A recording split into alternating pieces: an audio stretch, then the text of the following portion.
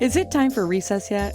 I'm so glad you found time to join us here on the Child Care Director's Chair, where Erica Sacoccio shares her best practices that she's refined through her passion of directing childcare centers over the last 23 years. From parenting interaction, systems to save you time, money, and stress, to profitability. She shares it all from the Child Care Director's Chair. Hey, do you know I just learned an alarming statistic? 1 out of every 3 educators is experiencing burnout, neglecting their physical or mental health. And I have to tell you, I don't know about you, but I love my team and I love myself. And I want to make 2025 be the year not only to survive, but thrive. And so what do I know about it? Well, I know last year I thought I was going to die. And so this year is not going to be like that. So we are going to be joined today with Martin, the #1 health and fitness trainer for educators in the world. He's going to share with us 5 uncovered truths that you might be stressed out and what you can do about it. Stay tuned to another episode of the Child Care Director's Chair podcast. I'm your host, Erica Sacoccio. Let's do it. Martin, welcome to the Child Care Director's Chair podcast. How are you doing today? Yeah, I'm doing good. Thanks for having me on. I've done a few podcasts, but this is my first international one. So, all right. Well, I'm happy it's me. So I love your accent. Where are you from? I'm from Liverpool in England. Okay. So I am highly addicted to the Netflix show, The Crown. It is so good. It is so good. I was literally watching it last night. So tell folks, how did you end up here being like the #1 expert trainer for educators in the field? Yeah, it was a long journey. And funny enough, it always starts back in like my first year of teaching. So I think like everyone in the first year. So I guess it goes back even before that, really. So I would say, extremely lucky when I was learning to be a teacher. So I had to do a 4-year degree and I went into all different schools, and every single one of the schools was amazing. And the heads were amazing, the head teachers, like the principals were amazing. All the teachers I was working with were amazing. And I think it gave me a false understanding, because I was like, it doesn't matter what school you go into, as long as you're doing your job right, everything's great. So I took a job in a school where, imagine this, so we call them head teachers, but like principals. Mm-hmm. The principal of the school started the year before, and every teacher in the school left at the end of that year. They all handed the notice in. Yeah. And I was very naive at like 22 years old going in. And I was like, I remember I was the last teacher to be hired. And I was like, I was the last one to the interview. And they said in the interview, is there any questions you've got for us? And I said, I just out of curiosity, like why is it all the teachers left in one go? And then it was like, some of them have gone on to management, some of them are retiring, some of them want to change, just the way it's happened. And it was like, okay. I got 2 weeks into the job and I was like, this is why everyone's left. But I went from like really positive school environments to like my first ever job being literally a work from like 5-6 o'clock in the morning to 11 o'clock at night. Yeah. We had to type up all our planning on a Friday. It had to be sent to him by 6 p.m. on a Friday night. And then you would wake up at 6 a.m. on Saturday morning to notes and revisions that he had sent about your planning. None of it about your teaching. All of it about the level of detail for your plan. Like, he wanted to know when you were going to take a breath. Like, wow, it was madness. And then you had to then get that to him by Sunday morning. And it was like, ridiculous amount of work. I was observed 5 times in 3 weeks. In the very first observation where they observed me teach, I think we got about 3 minutes in. I'd literally said like, okay, children, this is what we're going to learn today. And he went, Mr. Malone, can I stop you for a minute? Is it okay if your teaching assistant takes over for a minute and we have a word outside? And then he told me, I don't think teaching's for you. I don't think it's the right thing. Just from your mannerisms there. And then that proceeded to say 5 more observations in 3 weeks. Absolute hell. And I was kind of like, wow, I can't do this. So I left and I went to become like a supply teacher, a substitute teacher. I got my confidence back. But during that year, I was so scarred from that first job that I put on Freestone. I was really nervous. My boundaries were completely shot. And by the time I actually found a school that I loved being in, I didn't recognize who I saw in the mirror. Yeah. And that brought me onto my own kind of like health journey where I focused on not so much on just how much weight I could lose, feeling confident, feeling happy, having that work-life balance. And then over time, it kind of evolved where the stuff I wanted to learn to help me, I had to have, like, say, guinea pigs for to kind of test it out on. So some of the other teachers that I knew got involved. They're getting great results. Other teachers see they're getting it. They ask for my number. And then all of a sudden, we got to a point where I was like, wow, I think this could be like a full-time business for me. And then so fast forward to like, 15 years later. And here I am. Doing this. Yeah. Oh, it's definitely a real need. And it was prior to COVID. Now, after COVID, forget it. I mean, it's a whole new animal. And anybody who's even still in the field right now, well, like, I feel like the last 3 or 4 years been like triage, right? It's been like triage. So, and you know what? I hate it for that because I think the worst thing about COVID was it showed what education could be. Because even though it was an absolute chaos where it was all online, like everything was stripped back and it was like, right. I hope that you're enjoying today's episode. I just wanted to take a quick minute. If you're really loving the content and you are looking forward to 2025 to be the year that you fall in love with teaching again, I invite you to come on out and join me and 15 other amazing speakers at the Early Childhood Empowerment Conference right here in beautiful Warwick, Rhode Island. So get your ticket. Link is below. I hope to see you there because this is the year that we do more than survive. We're going to thrive and we're going to do it together. Let's look at the bare basics. Let's make this entertaining. And I found actually during COVID, quite a lot of teachers, especially in the UK, had a bit more of a work-life balance. And then once COVID was over, it was like, hey, let's go back to how we were teaching, but let's keep the bit where all the parents and we can access you whenever we want. Like, let's keep that contact so that you're super stressed, but we'll go back to the super stressed bit to add on top. That's very true. Yeah, very true. And, most of the folks that listen to this channel are either childcare owners or childcare directors. Yeah. And we get nonstop, your employees, they can honestly not answer the message, but it's the owner of the school. We can't not message, so yeah, it can become a little bit blurry. So let's talk about, I'd like to narrow it down. Let's say, what would be the 5 key things that we'll focus on today? 5 key areas that you think really will help people make a significant difference in their health. Yeah. So I was thinking about this before I was coming on, and I'd say there's 5 big areas for any educator where if they focus on them, there'll be a massive benefit from them. But there's such broad things that, as well as that, I actually thought of a little tip or 2 in each bit, which if you can just start doing, you're naturally going to get better. So obviously the 5 big ones are your nutrition, like the food you're eating, your movement, your hydration, your sleep, and your boundaries. If you're nailing those 5, you're going to do well with it. But I think with everything, and it's not just for educators, with everyone now, fitness is such a hot topic.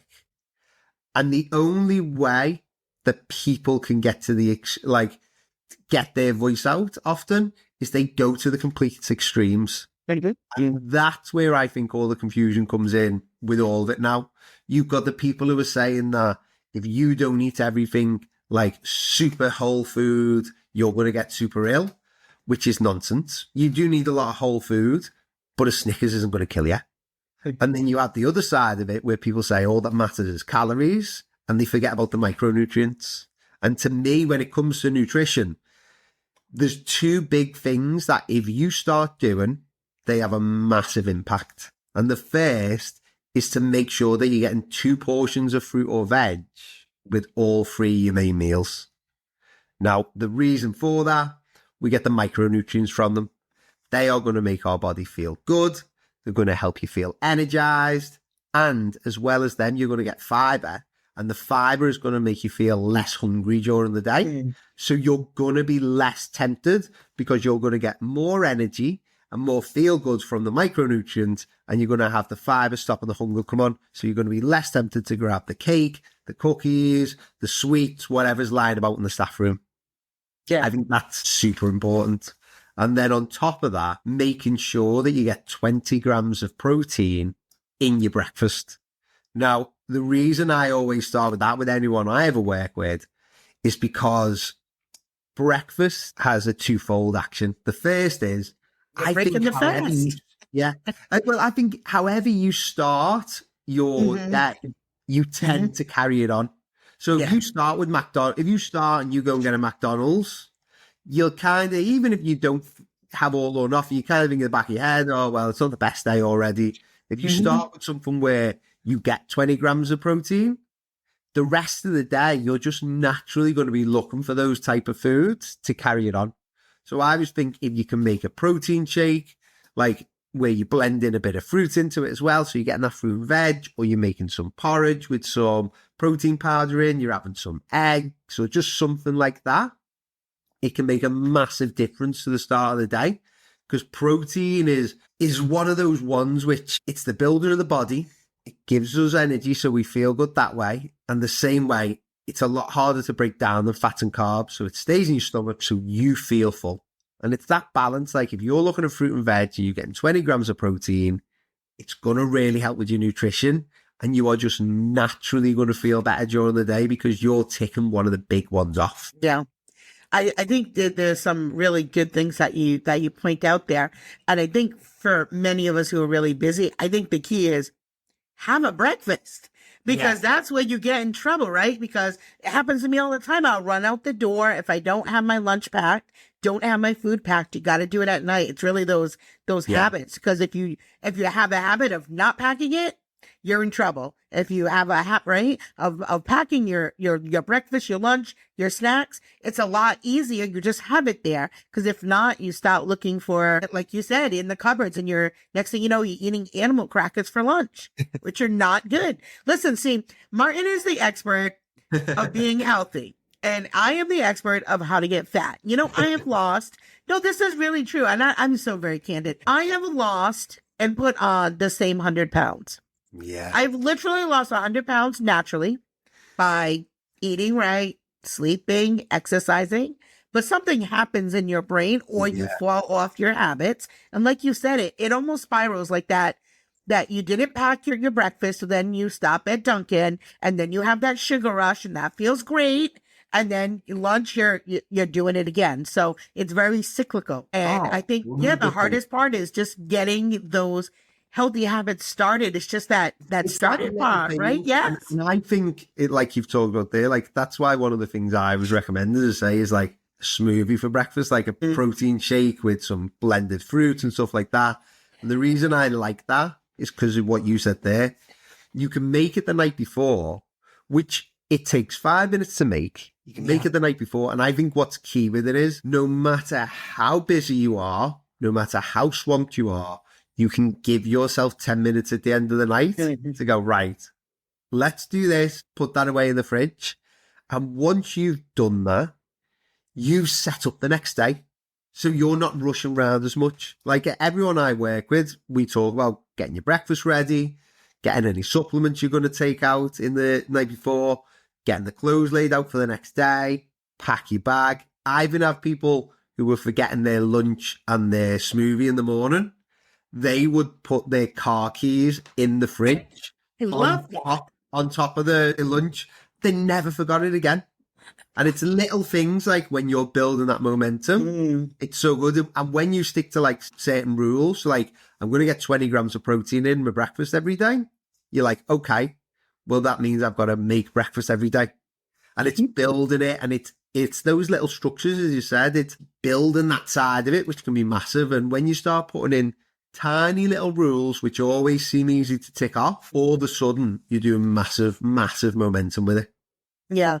Do you recommend, because this was one of the ways that I was able to lose 100 pounds, was I used an app. I used my Fitness Pal. Yeah. And what I found was I really second thought what food I was going to put in my mouth. When you start, we don't realize like one cookie is like 120 calories, right? Yeah. And then when you go to the gym, you realize it takes you 20 minutes to burn off that 1 calorie. You start thinking about like, you're like, oh no, that's not worth it. 100%. And Yeah. I actually like to use my Fitness Pal in a different way. Like everyone I work with, what we try and do is I call it tracking without tracking. Okay. So you are still going to track everything, but you're going to sit down on, say, a Sunday night and go, right, what do my meals look like this week? I'm a fair believer in breakfast and lunch. Yep. You can probably have the same thing all week and not get bored, as long as at night or dinner or tea is like... It's different. Yeah. Is different. So you can sit down and go, okay, that's my breakfast, and I'm going to put that in for the week, Monday to Friday. Right. That's my lunch. That's my dinner. They're all different ones. Okay, what have I got? I've got 400 calories left. Okay, I know I've got 400 calories for snacks. And then all of a sudden, They spread it because out. like educators make 500 decisions a day. A second. And more than any other job, though, more than brain surgeons, more than anyone. So when you think, if we want you to track, we're adding more decisions for you to make, and we're taking away energy because we're not giving you as much food. So you are going to get tired, you're going to get fed up, and you're going to go, I just need something. Where if we're just taking, on a more relaxed day, hopefully on a Sunday, 10, 15 minutes ago, right, this is what I'm having this week. It just plans it all out. A little bit like teaching the kids. Imagine going in every day and going, right, I guess we'll do this today. The kids will have a great time probably still. They'll probably learn something. You'll get to the end of the year and go, we've done nothing that we were supposed to. Yeah.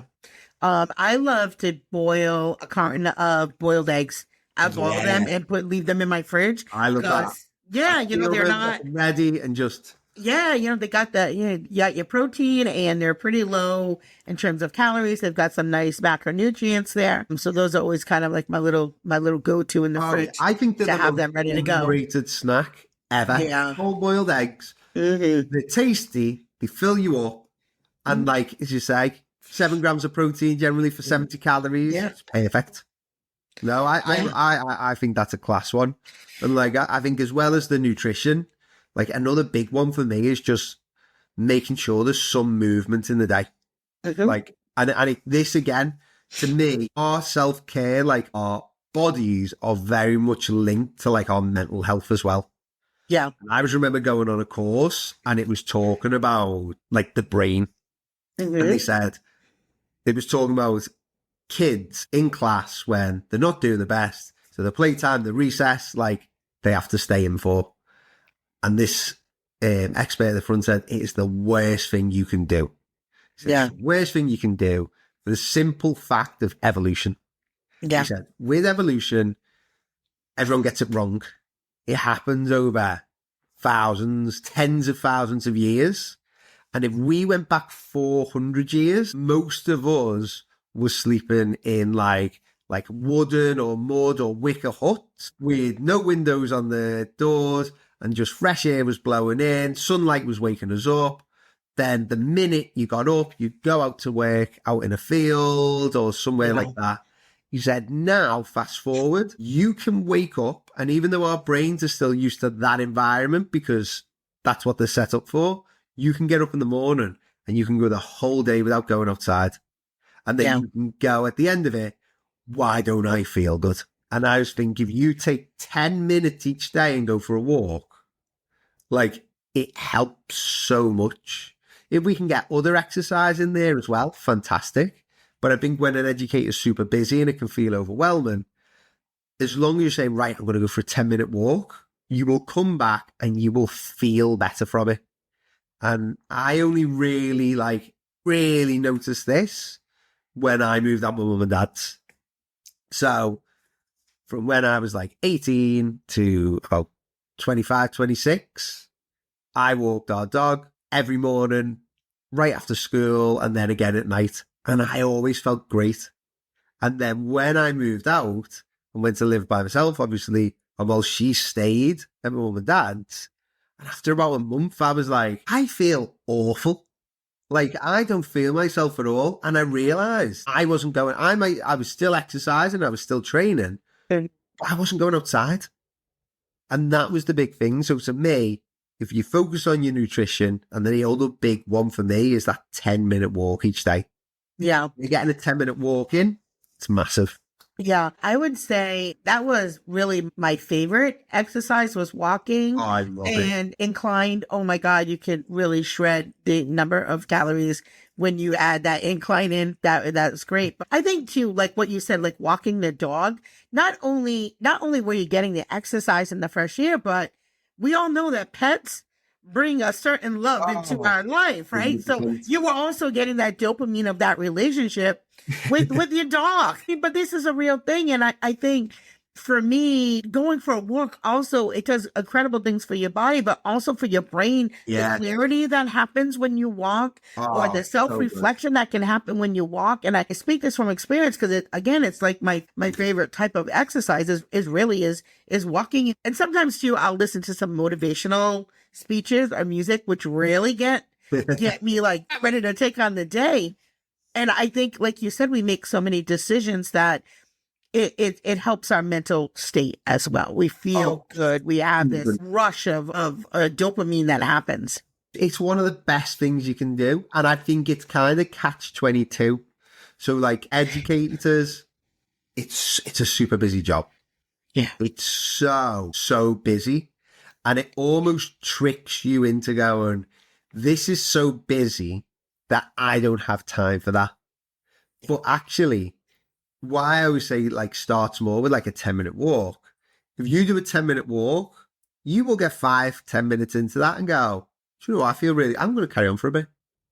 Like, and you will come back and you'll be more energized. You'll get through your work quicker and everything will just not feel as stressful. And that's the big one for me. Like walking is the magic with it. Obviously, if you can get training in, you can do resistance training, you can do some extra, more intense cardio. Fantastic. Yep.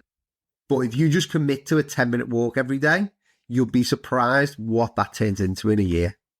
Yeah. The other thing too is if you think walking is boring, and that's okay because we all have these different things, find something you love, right? Yeah. I took martial arts for like 4 or 5 years. I love that. Yeah. That was a fun way. And then usually there's some camaraderie you get in class, especially like I was in an older person class. So there was lots of older folks, right? But something that's community based, if that's the thing that drives you to get you to go there.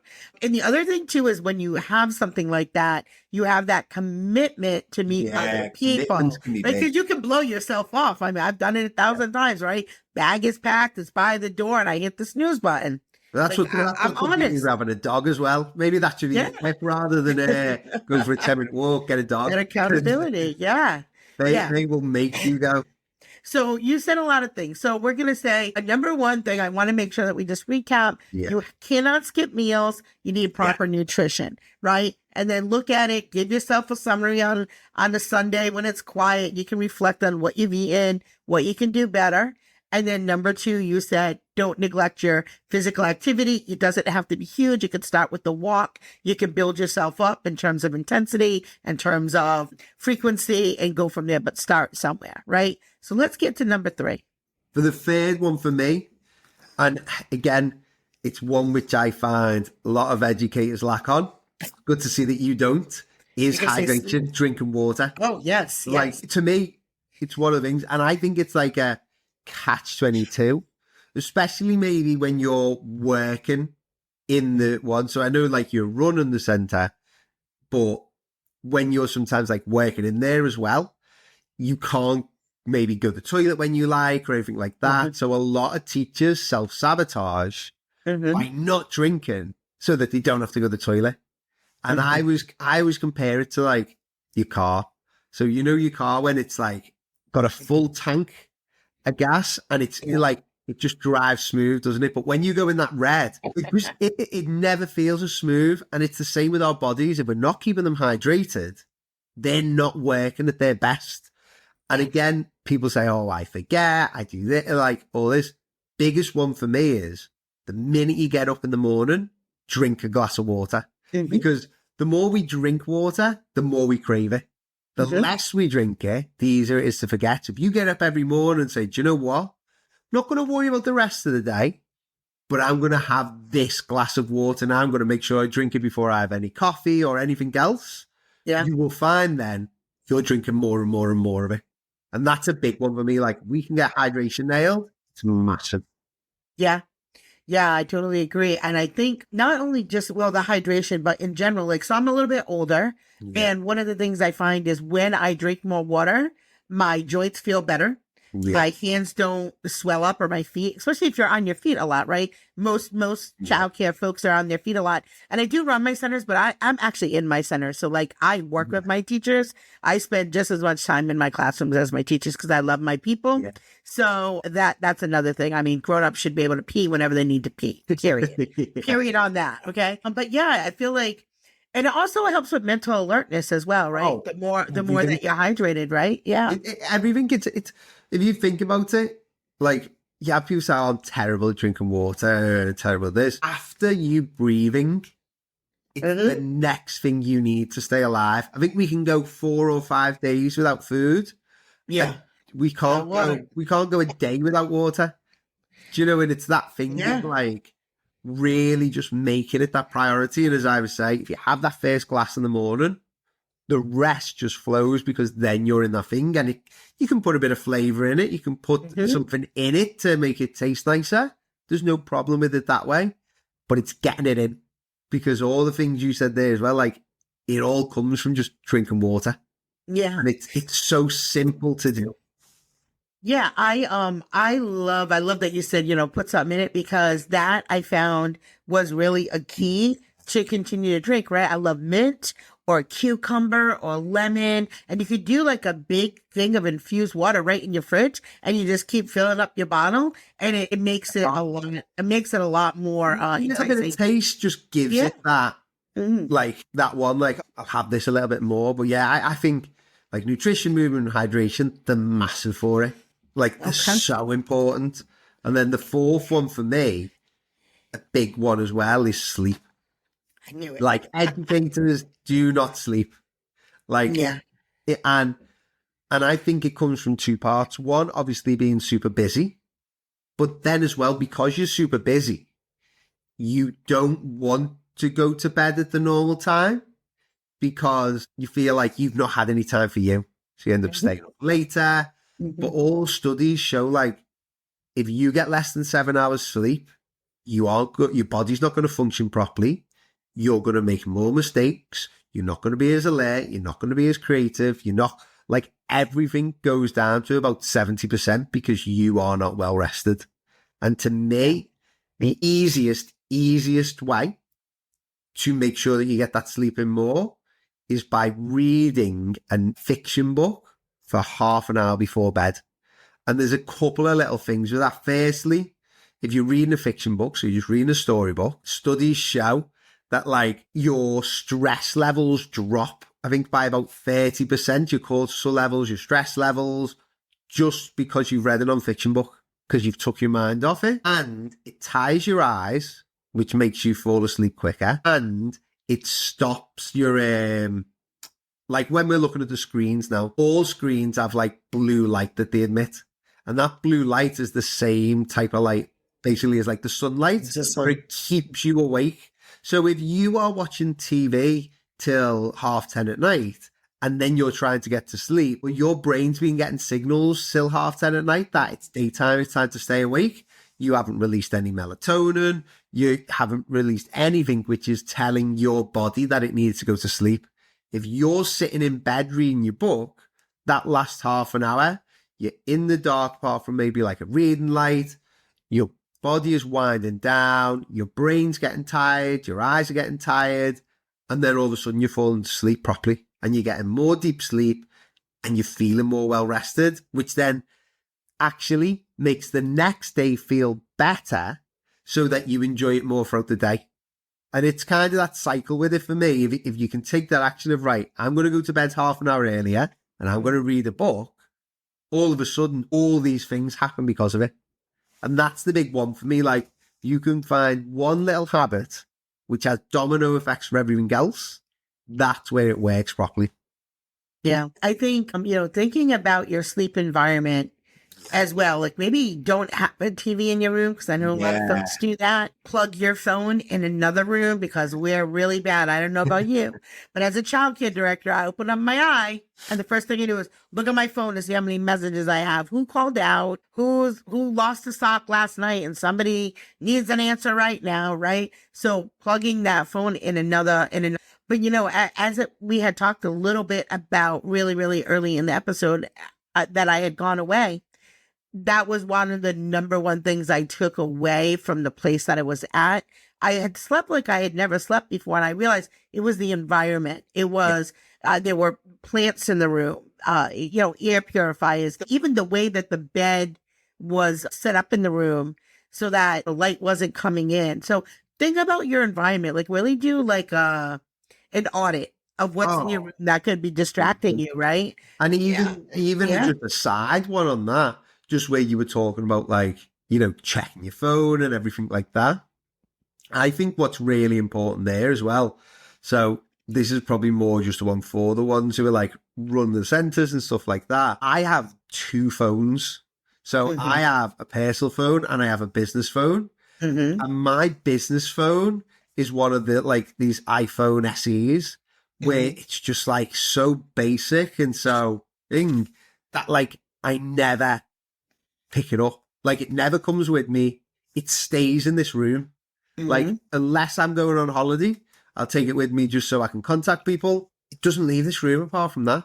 And that, to me, I think if you're running a business, can be another real good one. Because I found when I had them both on the same phone, I could not go out and enjoy myself because I'd always be checking. My emails for work come to this phone. My texts for this come to this phone. Everything comes to this phone. So it really gives me that relaxation where when I go out, I can completely switch off. And after doing it I spent 2 years with it all on one phone, and I spent 2 years, coming up to 3 now with it on a different phone. I can tell you, the world doesn't end because it's on a different phone. Like, people will just wait for your reply. The only trouble is when you're out, you see it, and then you feel you have to reply. Yeah, that's good advice. So does that take us to number 5, maybe setting those boundaries? Setting boundaries. That probably works really well for it, getting a different phone if you're running there. And I just think a big one with setting boundaries is, I think anyone who gets into education, we're people pleasers. Like, we do it to help others and please others. And so whenever anyone asks anything, 90% of the time it's like, yeah, I'll help with that. Even if you've got too much on and you're swamped. And I say to everyone I work with, the best thing you can do is, whether you want to do it or you don't want to do it, you just say, oh yeah, can I check my diary first? And then when they say, yeah, you go away by yourself. You have a little think about it. If you want to do it, fantastic. You go back half an hour later and go, oh yeah, I've checked, I can do that. But if you look and go, that's really busy, I can't do that, you can go back and say, oh, I've checked my diary, sorry, I can't do that. And you don't need a reason. You don't need to come up with an excuse. You can just say, really sorry. Thank you for the invite, but I can't help you with that right now. And that's it. But I think in that moment, there can feel so much pressure. And it's like, yes or no, and oh God, what will they say? But if you just stick to saying, oh, can I check my diary first? Then you get to go away for 5 minutes by yourself. Regroup yourself, and then go, right, do you want to do this or don't I? No? Okay, I'll go tell them no. And that, again, it just sets those boundaries. And I think that's the biggest one with it. Like, the more you can set the boundaries, the better it's going to be. Set boundaries with others and with yourself by, like, getting a different phone, not having your emails on your phone, all little things. It's massive that way. And that too, when you with setting the boundaries, again, for the folks that really run centers, is these are sometimes the things that you can delegate, right? You may not be the first person that needs to answer that email. Maybe 50% of those emails are answered by your directors or an admin staff, and then only the ones that really require you are answered by you. Right? Maybe you have somebody who kind of scans through your stuff that you really trust, and you've made the perimeters of what needs to go to you, what they can handle. But yeah, we need to preserve our sanity. Oh, 100%. It's the biggest thing, those five. Like, the other four, I think, are making sure that your body and your mind are feeling good. And then the boundaries is just making sure that you have a life, because you could do all that and still not have a life if you're saying yes to everything and you're doing everything. Yeah, that's good. It's good advice. So as we wrap up, is there anything you want to share with the audience that I haven't asked you? No, I think we've covered pretty much everything. I think the only other kind of little tip I'd give anyone is, you'll see a lot of supplements online and everything like that, and loads can have different benefits for different people. But one I always recommend for everyone to take is creatine. And the reason for that is it's the most amazing supplement you can get, because it does so much for the brain. It does so much for the body. And it's one of those ones where it's cheap in price. It's a little powder. You have 5 grams a day, which you can add to a protein shake or your water in the morning. But if you're consistently doing it, it's going to help your body. It's going to give long-term help to your muscles and your brain, which then is just going to give you more energy and make you feel good. So if someone's really struggling with everything, if they buy a tub of that and they start taking it, they're going to get slightly more energy and feel good from it as well. So, Martin, I want to say thank you for what you are doing and being super focused on, because there's billions of fitness trainers out there, but really being focused on giving back to the folks who give their all every day to their kids, their community, their schools, because it's important. Right now, educators are really struggling. I love my team. I love myself. I want to live. I love my family, and I want to be able to be here for a long old.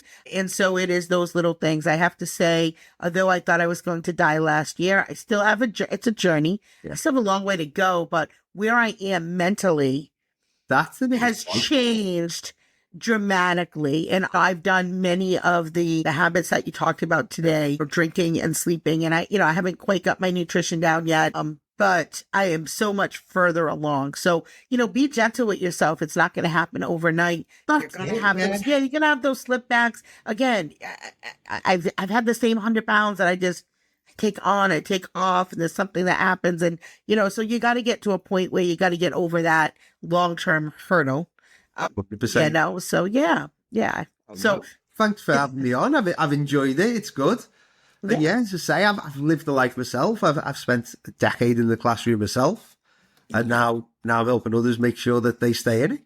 Yeah. So tell folks how they can get a hold of you. Probably the best place to find me is Instagram. So it's just at the Teachers PT. That's the best place. I am on other platforms. Okay. Well, I'm not really. Yeah. Once enough. You'll message on there, and then you might get a message 6 months later on any other platform when I'm like, oh, I've logged back into this. Or on Instagram, if anyone wants to reach out, if anyone wants to just even chat or talk, my DMs are always open. And at the Teachers PT, that's the best way. And how do people work with you? Do you do one-on-one coaching through or is it a system? So I do one-on-one coaching. To me, I've tried a couple of different things, but to me, one-on-one just works the best, because the biggest thing is, as we've talked about, all the stuff we're talking about is very simple stuff, and if it was just a case of needing the information, you could just go on Google or ChatGPT. You'd probably get more information off that than from asking me a question.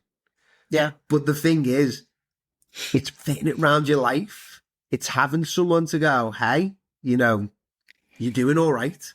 I think a perfect example was the other day, everyone who I chat with, they have my WhatsApp, and they can chat and they can talk with me on there whenever they need, and clients all around the world. But one girl who I work with, We started about 4 or 5 months ago. She really struggled to track her food. She was too intimidated to go into the gym. She worked all the hours under the sun, like just bang. And last week she did a check-in and she was like, oh, I feel like I'm really slipping. My week wasn't good. You know, I only got in the gym twice. 2 of the days I was 100 calories over on what I needed to be. I didn't leave school till 5 o'clock on 3 out of the 5 days. And I was like, yeah, that isn't up to your normal standard that you've had lately. But let's look at where you were 4 months ago. Let's look at where you are now. That's a massive jump. And we would be foolish to think that you are going to be perfect every week now that you've nailed it once. Like, there's going to be these slips. But if this is now your slip, like, that's your, like, low point on the standard, like, you would have killed for that 4 months. And that's the thing, because if she was left to her own devices, she'd have fell off. She'd have gone, and she would have been back where she was. But she was like, do you know what? I have. And it's those little connections and talks. Like, that's the biggest one for me. It's the chatting. It's the talking. It's having someone in your corner. That's the biggest thing I think everyone needs. That accountability. You help with that accountability. Yeah. All right. Well, it has been wonderful. Thank you for all of you who have tuned into the Child Care Director's Chair podcast. I'm your host, Erica Scoccio. We are signing off. As always, have a great day. Well, all the cute little kiddos have been picked up and it's time to go home. And that'll do it for another episode of the Child Care Director's Chair. Please leave a review so Erica knows the information is helping you to manage and improve your child care centers. Remember to subscribe to get the latest episode from Erica's Child Care Director's Chair.